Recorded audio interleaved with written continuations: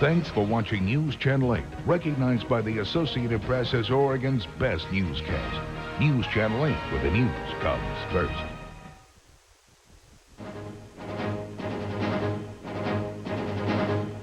The Republican race for president. The frontrunner speaks out on policies, politics, and rumors. If someone was willing to go public with information that was damaging, you'd have heard about it by now. China makes history with an unmanned spacecraft into Earth orbit, only the third nation to accomplish that. And the search for the truth in Tulsa about a race riot kept secret for decades. White community, by and large, is still in a period of denial. From NBC News World Headquarters in New York, this is NBC Nightly News, reported by John Siegenthaler. Good evening, everyone. We begin tonight with presidential politics and the candidate who so far appears to be out in front of everyone else, Texas Governor George W. Bush. He's raised more money than any candidate in either party and became the frontrunner among Republican candidates even before he fully outlined his political platform. Today, in an hour-long interview on NBC's Meet the Press, he filled in some of the blanks. Here's NBC's John Palmer. It was the first appearance by the Texas governor on a Sunday interview program since he declared for president. Bush said preserving Social Security would be one of his top priorities, and he said he would allow people to invest part of their Social Security payments in private accounts. The government investment up to now has lagged way behind real growth and lagged behind the normal returns that people get in the marketplace or through safe bonds. And in a move that would affect the baby boom generation, the Texas governor said he would consider raising the eligibility age for Social Security. As part of a trade-off or as part of an opportunity for the boomers and pre-boomer boomers to be able to manage their own accounts. Concerning health care, Bush said he favors giving patients a limited right to sue their HMOs. People ought to have some kind of access to express their concerns both in an arbitration panel and ultimately in the courts. The Republican frontrunner also spoke out on foreign policy issues. Regarding Russia's unyielding assault on rebels in the breakaway Republic of Chechnya, Bush said the United States should withhold financial aid to Russia until the war is stopped. You overstep the bounds of decency when you're bombing innocent women and children and creating over 200,000 refugees. On Pentagon policy, Bush said, as president, he would build an anti-missile defense system, even if the Russians continue to object. It's not only in our interest to do so. I know it's in the interest of our allies to do so, and I hope the Russians realize the wisdom. As for personal issues, once again, Bush declined to say whether he had used illegal drugs as a young man. I said I'm not going to participate in the game of personal destruction. And I think the American people appreciate somebody drawing the line. He added that he had no concern that damaging information about his past would be exposed. As the interview drew to a close, Bush had this comment when asked if he is confident of winning. I intend to be the president. For Bush, today's hour-long interview on NBC's Meet the Press and recent speeches clarifying how he stands on various issues are preludes for events he sees as critical to his candidacy, debates in Iowa and New Hampshire. John Palmer, NBC News, Washington. And hoping to gain in the upcoming debates, Governor Bush's 5 remaining rivals for the Republican nomination. NBC's Lisa Myers handicaps the field. The hottest Republican of late, Arizona Senator John McCain, whose compelling life story and flinty independent streak seem to strike a chord with voters. Hi, honey. How are you? Good to see you. Riding his campaign bus, Straight Talk, the maverick McCain has put a scare into frontrunner George W. Bush, polling almost even in New Hampshire, setting the stage for a dogfight next February. It is the most critical primary that I think New Hampshire's ever faced. Tom Rath, a 25-year veteran of the presidential wars, says New Hampshire usually winnows the field, but this time may determine to what extent there's a race at all. In both parties, New Hampshire has become the critical primary. The frontrunner can basically end the campaign here, or in both cases, the underdog candidates have the capacity by winning here to prolong the nomination struggle. With 10 weeks to go before the first vote is cast, the air war is on. Bush launched a new ad today. I think it's really important for moms and dads to be able to point to the White House and say, that person has brought honor and dignity to the office. More experience and more courage than anyone. Ready to be president and leader of the free world. With McCain's rise have come questions about his temperament, first from his home state, then a whispering campaign by detractors in the Senate who suggest McCain's 5 years in a Vietnamese prison left him volatile. McCain's friends are outraged. He responds with humor. And I was just exploding about that yesterday. The wild card in the race, publisher Steve Forbes, who could alter the landscape by pouring millions into ads attacking Bush. Forbes, running second to Bush in Iowa, pummels him on the stump. Where's Governor Bush here? Again, perhaps his tutors haven't made a conclusion yet. New Hampshire has a long history of upsetting or scaring the daylights out of frontrunners. Bush still hopes to win there, but with a national organization and $38 million in the bank, he can survive a loss. McCain must win to have any real shot at the nomination. John McCain has to pull an inside straight. He's got to win New Hampshire, he's got to win South Carolina, and then pray he could turn those two victories into enough money to be competitive the rest of the stretch. Daunting, yes, but with 6 candidates still in the race, and with voters especially focused on character, how each candidate deals with challenges and adversity is a key measure of the man. Lisa Myers, NBC News, Washington. The current occupant of the Oval Office is in Bulgaria tonight, the 4th stop in a 10-day overseas trip. In Italy, he joined 5 other world leaders at a conference where they discussed how to help less prosperous nations, which could fall even further behind because they lack access to modern technology. When NBC Nightly News continues in a moment, China joins the race into space. And later in focus, facing the future after unearthing the past. That old mop's a flop. The vacuum's missing spots. That old broom's stirring up. The new Swiffer. It's so simple to assemble and cleans in new ways nothing has before. Swiffer now sliding, sweeping and gliding. Here comes Swiffer Sweeper. Swiffer claws use electrostatic action and lift and lock pockets to attract and trap dust, hair, and common allergens. Don't just move it. Remove it. Attracting and attrapping, a wiping and a swiping. Here comes Swiffer Sweeper. Even alone, Swiffer claws get your home clean. When you're done, toss the claw, and all the dirt goes with it. Swiffer now sliding, sweeping and gliding. Here comes Swiffer Sweeper. When Swiffer's the one, consider it done. In the household cleaners aisle.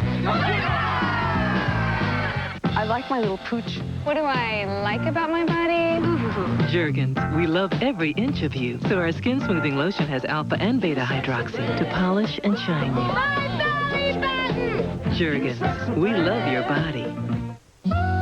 This delicious green bean casserole is not the only way to enjoy French's French fried onions. Even standard spuds become a savory side dish. Our very own cook.com. Smile, you've got French's.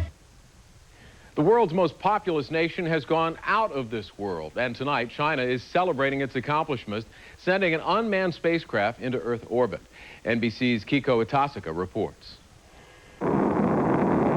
A stunning success for the Chinese. The spacecraft, named Heavenly Ship, orbited for 21 hours, circling the Earth 14 times. This makes China the 3rd nation, after the Soviet Union and the United States, to launch a spacecraft capable of carrying human passengers. For China, it was a matter of prestige.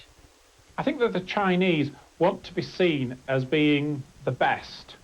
They want to be a superpower like Russia was, that the United States is. China's dream of reaching outer space began with Chairman Mao, starting in 1958, in part inspired by the first launch of a Russian satellite the year before. Ever since, there have been attempts, as well as failures, but the Chinese persevered. It's not just for prestige. The Chinese seek practical applications, such as setting up space stations for processing metal and drugs in the pure environment of space.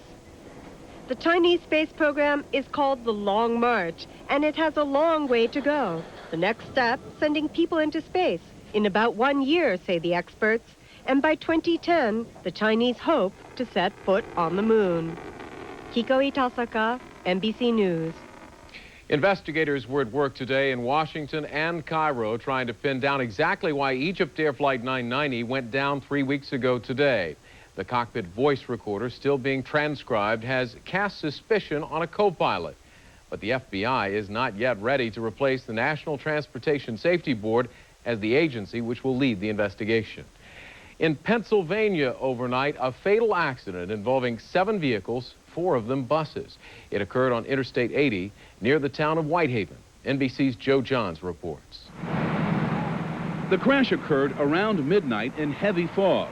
The caravan of chartered buses was carrying 280 Penn State students back to school after a day of sightseeing and shopping in New York. First-year student Pearl Madison was asleep. I felt our bus throw off the road, and our driver slammed on the brakes. And then we heard really loud crash next to us. What she heard was part of a chain reaction of crashes involving 4 buses and 3 other vehicles. The driver of the second bus and a student in the third bus were killed. 106 other travelers were injured. They came up on very intense fog. The first bus driver pulled off to the berm, unable to see.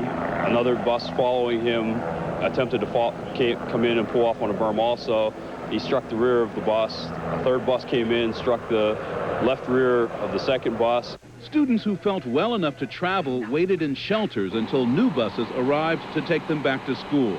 The university plans to provide counseling and other assistance for those in need.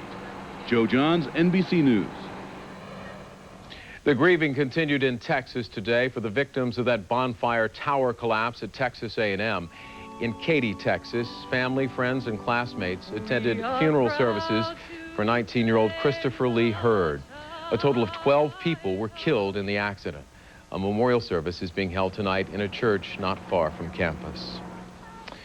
His publisher confirms tonight that cartoonist Charles Schulz, creator of Peanuts, has been diagnosed with colon cancer. It was discovered last week. The treatment plan has not been finalized. Schulz, who is 76, still draws the Peanut strip himself. No word on when he'll return to work, but he has already created strips which will run until the end of the year. When NBC Nightly News continues, Tulsa's terrible secret. Oh, Mom, it's great. My first apartment. You should see it. It's huge. When you've got things to talk about, it's a good idea to dial 10-10-321 first. And I got a great view of the river. With 10-10-321, you get 50% off calls over 10 minutes. That's just 8 cents a minute, day or night, and no monthly fees. And at 50% off, you can share every last detail. And I even have a garden. Talk as long as you want with 10-10-321. A significant discovery in eye health may be lutein, a nutrient found in these healthy foods, perhaps as vital to your eyes as the beta-carotene in carrots.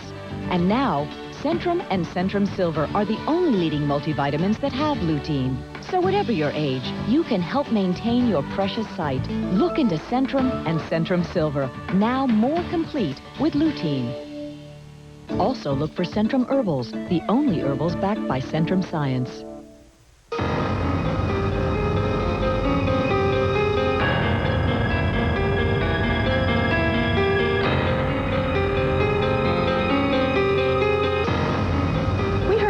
About free computers, but we haven't actually seen one. Not one with a monitor, 24-hour tech support, and a year of AOL included, like a Gateway PC with an Intel Celeron processor. Call 1-800-GATEWAY. For $28 a month, it's a PC you can believe in.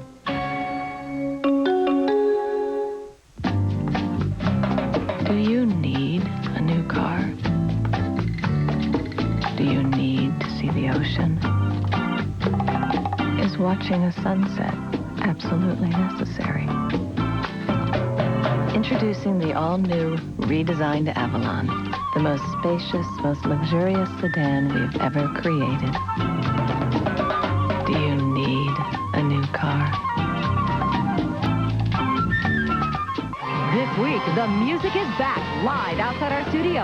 Celine Dion, Chicago, and Jewel, brought to you by the incredible edible egg, only on Today. In focus this evening, the unveiling of a secret which has haunted Tulsa for most of this millennium. The story from NBC's Jim Cummins. Oklahoma in the 20s, oil booms, good times, and in Tulsa, a terrible secret. That was one of the worst sights that I can ever remember. It stays on my mind, it's been on my mind all of these years. But it was covered up. And we didn't talk about it. I didn't say anything to my kids about it.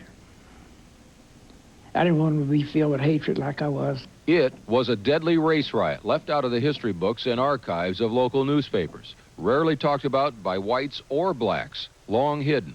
Now it is coming to light. 1921 Oklahoma was severely segregated, but a section of Tulsa, north of downtown, was known as the Negro Wall Street. Black doctors, lawyers, and other professionals prospered. On June 1st, simmering racial tensions exploded after a white elevator operator accused a black shoe shiner of assault in a downtown building. Armed blacks went to the jail to prevent a lynching, and someone fired a shot. George Monroe was 5, looking out the window with his brothers and sisters. There was a lot of shooting and fires going on the outside. And my mother said, all 4 of you, get up under that bed. Thousands of armed whites on a rampage through black neighborhoods. And these men came in. We could see their feet from here, from under the bed. And they went right straight to our curtains. And they set our curtains on fire. Kinney Booker was 8 years old. That morning we heard shots, and my father decided that it would be best for us to go up in the attic. He said in a loud voice, "Do not set my house on fire, please." Well, soon after he left, our house was the smell of smoke, and we got out in a hurry. The actual death toll was never calculated. By one estimate, 300 blacks were killed. The governor imposed martial law and called out the National Guard. Thousands of homes and businesses burned. Black families herded into camps for their own safety, tagged by the police. White political leaders tried to bury the truth along with all those black victims of the riot, and they pretty much succeeded for 76 years until 1997, when the state legislature appointed a special commission of 11 people to finally uncover the truth about the horrific riot of 1921. State Representative Don Ross researched the riot for 30 years and pushed for the creation of the commission. Really, that was inspired by the Oklahoma City bombing. When they said it was the largest urban disaster in America, wrong. More people were killed than any such disaster, wrong. There are only 64 riot survivors still alive, and few original buildings survive in the riot area. But some commission members feel reparations should be paid to those who lost everything. In societies, you want people to do the right thing. And when they don't do the right thing, you have penalties, you have codes, and you have specific things you're to do to punish those who've done wrong. I think potentially the issue of who gets paid what by whom could be divisive. Genevieve Jackson was 6 during the riot. Her mother worked for a prominent white family. That relationship saved her life. They was ready to mow us down. They had their guns and everything, and Mr. Irvin asked them, "Get off of my property. You don't belong here." She says survivors should be paid. They lost everything. They had a hard time. And since that time, nothing has been better. Sparks of racism, sparks of intolerance, sparks of hatred can ignite communities in a way that no one could ever predict. The white community, by and large, is still in a period of denial. They don't want to admit it. Payments to survivors will be discussed at a commission meeting tomorrow, and recommendations passed on to the state legislature. Whatever finally happens, Tulsa moves into the future with a fuller knowledge of its past. Jim Cummins, NBC News, Tulsa. When we continue, the string of homeless murders in Denver.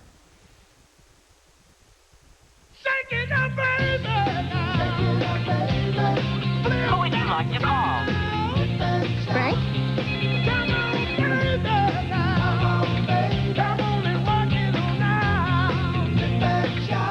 The Samsung digital wireless phone featuring internet access and voice-activated dialing. Flip the phone, shout the name, and Samsung dials the number. Samsung Digital. Everyone's invited. Hi, it's me again. How stuffed is overstuffed? The giblets will be in the gravy. Thanks. You're kidding, no pepper? What am I forgetting? Want to call Mom back? Nope, I've got it. They're gonna love these. You said it. Great holiday meals start with flaky, buttery tasting Pillsbury crescent rolls. Make their holiday the Doughboy way. Ooh, pretty impressive. I wonder where she gets it from. I wondered.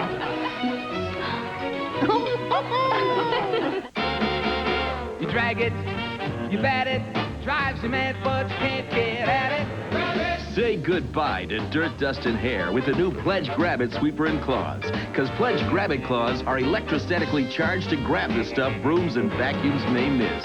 You want to nab it, go on and grab it, so fast and light it could become a habit. And get rid of dirt, dust, and hair for good. New Pledge Grab It Sweeper and Claws. Grab it.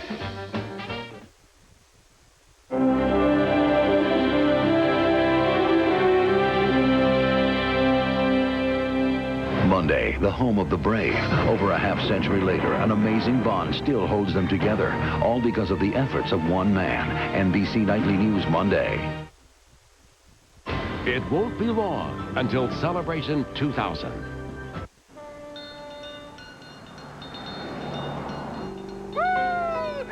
A thrill-seeking VVTi V6 engine, crisp precision handling, the luxurious, newly styled ES300.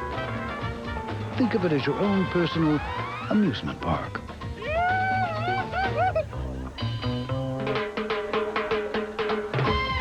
Ask about the ES300 Lexus Value Package at Lexus of Portland. To Denver, where a wave of killings has sparked fear that one group is being targeted. As NBC's Stan Bernard reports, that group is among society's most vulnerable. The homeless of Denver once worried about surviving the winter weather of the mile-high city. Now they fear being murdered. 2 more bodies of homeless men, both of them decapitated, were found Wednesday, bringing the number of victims to 7 since September. They think we're worthless. They think we're not worth nothing.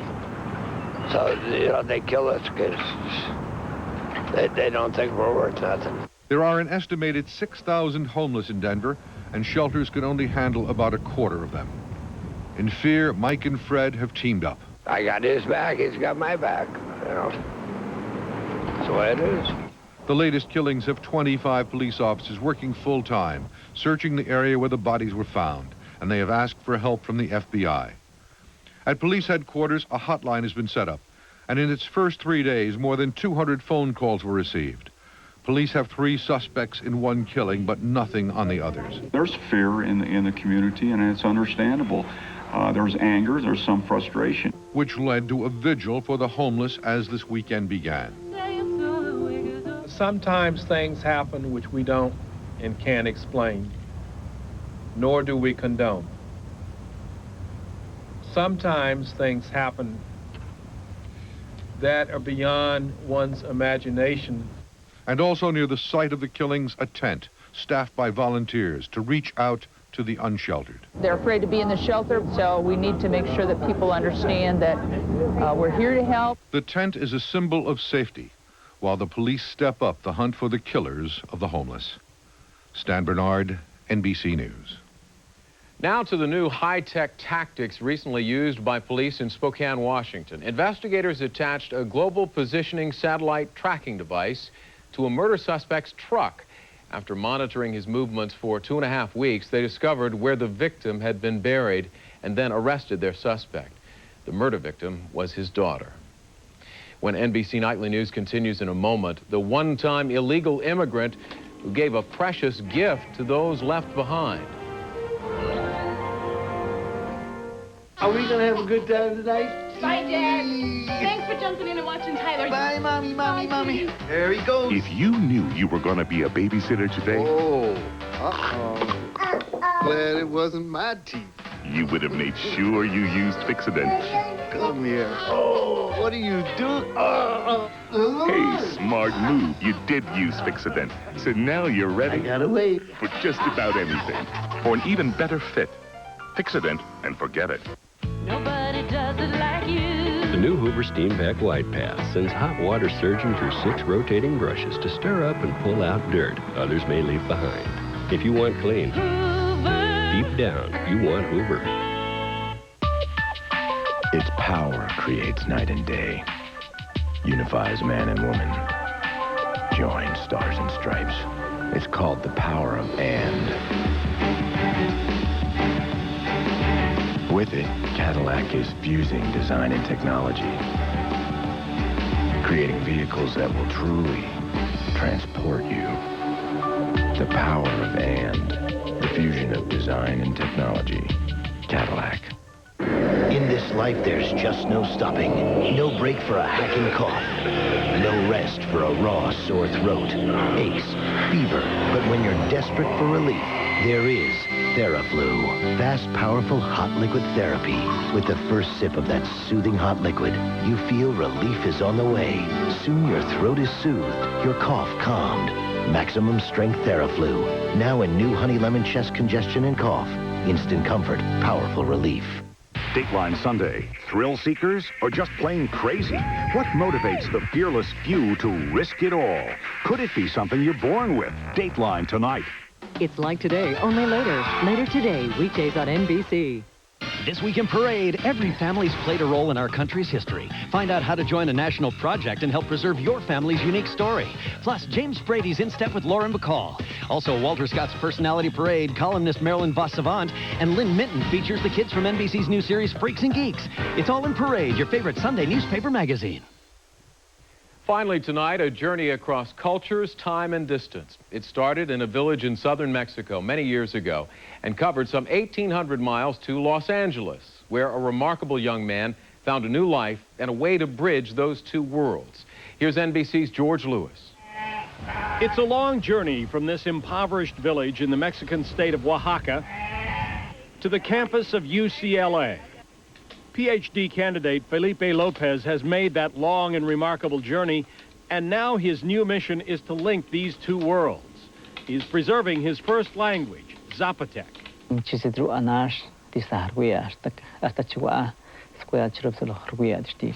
The language of his hometown, spoken by fewer than 2,000 people. Lopez, who says the Zapotec Indians are second-class citizens in Mexico, fled the discrimination and the poverty at age 16. In 1978, Lopez crossed the border illegally and headed for Los Angeles, where he got a job washing dishes in a restaurant. His first step in his pursuit of the American dream. To move up to a better job, Lopez enrolled in night school to learn English, where he discovered his love of learning. This was something really new to me and appealing. It was really powerful. Powerful enough to push Lopez through high school and college and on to postgraduate work. I owe a lot to this country because it has given me all these opportunities. Including the opportunity for Lopez to become a legal resident and later a U.S. citizen. Felipe and his American wife Emily have 2 sons. And while life is good here, sometimes he worries that his boys are losing touch with their heritage and their language. Zapotec is going to be lost someday, and it has never been written, and I wanted really to have a way of preserving it. He approached noted linguistics professor Pamela Monroe, who had an idea. She would write a Zapotec dictionary, and Lopez would help. Our own human heritage is in part determined by the words and thoughts of all human beings, and so we need records of them. Last month, after 6 years of research and writing, the authors celebrated the publication of the first ever Zapotec English-Spanish dictionary. Now, a Hollywood producer talks about filming the life story of Felipe Lopez. This is the American dream, isn't it? Well, you might say that. A poor young man from a downtrodden village whose love of learning and hard work turned him into a scholar. Frogs for the